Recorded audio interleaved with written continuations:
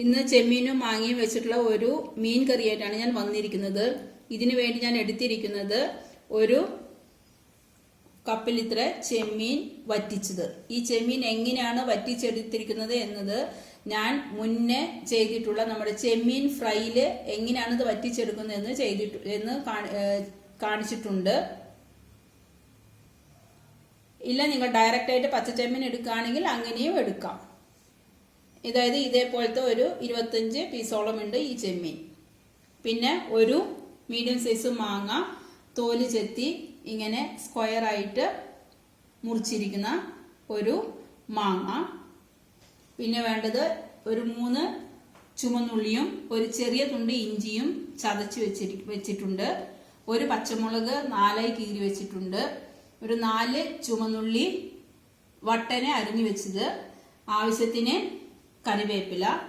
പിന്നെ ഈ സൈസിലെ ഒരു 2 പീസ് കുടംപുളി എടുത്തിട്ടുണ്ട്.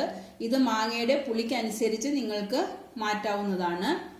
പിന്നെ ഒരു മുറി തേങ്ങയുടെ 1/4 പാൽ 1 കപ്പും 2/2 പാൽ ഒരു 1.5 കപ്പും എടുത്തു വെച്ചിട്ടുണ്ട്.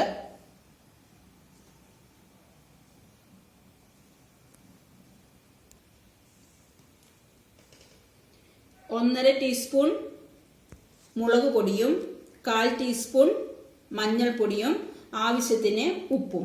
ഇനി ഇത് എങ്ങനെയാണ് ചെയ്യുന്നത് നമുക്ക് നോക്കാം. ആദ്യം തന്നെ ഒരു മീൻ വയ്ക്കാനുള്ള ഒരു ചട്ടി എടുത്ത് അതിലേക്ക് ഈ ചെമ്മീനും മാങ്ങയും ആഡ് ചെയ്യാം.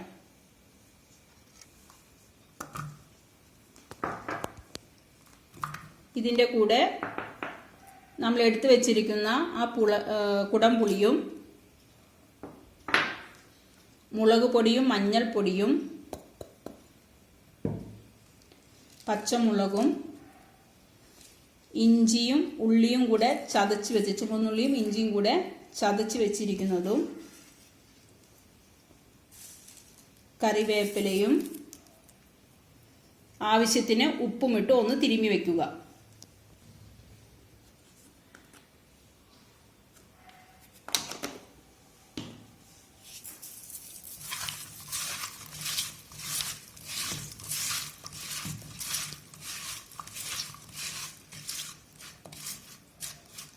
ഇനി ഇതിലേക്ക് നമ്മൾ എടുത്തു വെച്ചിരിക്കുന്ന തേങ്ങയുടെ 2/2 പാൽ ആഡ് ചെയ്യുക.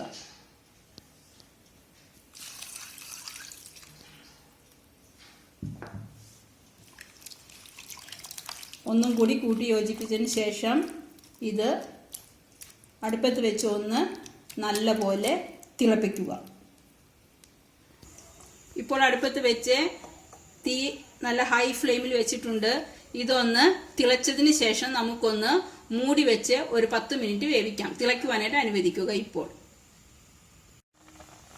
ഇതിപ്പോൾ നല്ലപോലെ തിള വരുന്നുണ്ട്. ഇത് ഇനി ഒരു 10 മിനിറ്റ് നമ്മളൊന്ന് മൂടി വെച്ച് ഒരു മീഡിയം ഫ്ലെയിമിലേക്ക് തിരി മാറ്റിയിട്ടൊന്ന് വേവിക്കുക. ഇതിൽ മാങ്ങയുടെ വേവ് കറക്റ്റായാൽ നമുക്ക് ഈ കറി അടുപ്പത്തുനിന്ന് ഇറക്കി താളിക്കണം. അപ്പോൾ 10 മിനിറ്റിന് ശേഷം ഇത് മാങ്ങയൊക്കെ നല്ലപോലെ വെന്തിട്ടുണ്ട്. ഇതിലെ ചാറൊക്കെ നല്ലപോലെ കുറുകിയും വന്നിട്ടുണ്ട്. ഇനി നമ്മൾ എടുത്തു വെച്ചിരിക്കുന്ന 1/4 പാൽ ഇതിലേക്ക് ആഡ് ചെയ്യുക. തേങ്ങയുടെ 1/4 പാൽ ഇതിലേക്ക് ആഡ് ചെയ്യുക.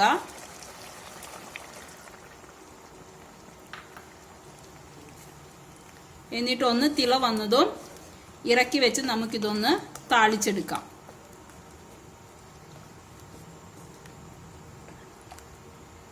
ഈ സമയത്ത് ഇതിലെ ഉപ്പും മുളകെല്ലാം കറക്റ്റാണോ എന്ന് ടേസ്റ്റ് ഒന്ന് നോക്കുക. ഉപ്പ് കുറവുണ്ടെങ്കിൽ കുറച്ചും കൂടെ ഉപ്പ് ചേർക്കുക.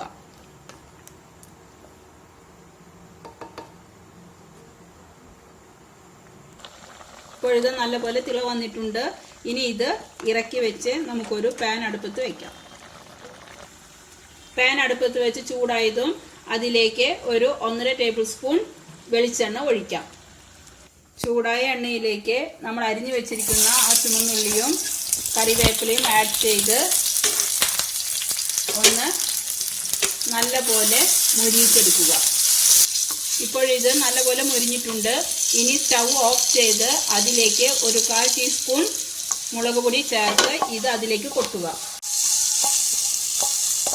ഇനി ഇത് അങ്ങനെ മൂടി വെച്ച് ഒരു 5 മിനിറ്റിന് ശേഷം നമുക്കിത് ഒരു സെർവിങ് ബോളിലേക്ക് മാറ്റാം.